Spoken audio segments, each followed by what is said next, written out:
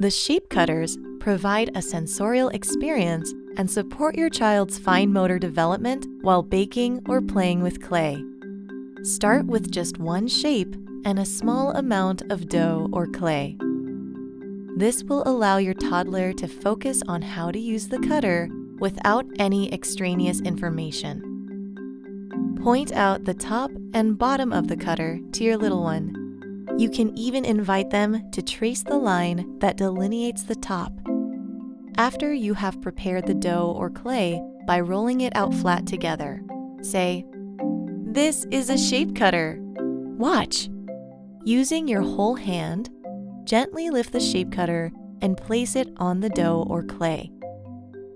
Pause here for a moment, looking around all the edges, and allow your little one to observe that you have aligned it completely within the dough or clay. Adjust the shape as needed. Then, using 2 hands, press down firmly. Use your facial expressions and body language to show that you are exerting force down onto the shape cutter. If you need to, use gentle wiggle movements with your hands to release the dough or clay from the shape cutter.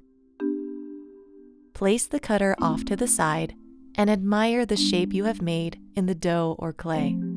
Now, ball up the leftovers, roll them flat, and offer your little one a turn with the shape. Multi-step processes like these that require planning and decision-making are excellent practice for building executive functioning skills, one of the greatest predictors of success in life.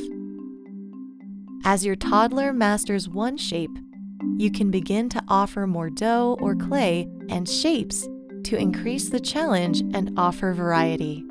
Soon, they'll be able to use all the shapes together, making choices based on their own creative thoughts and ideas.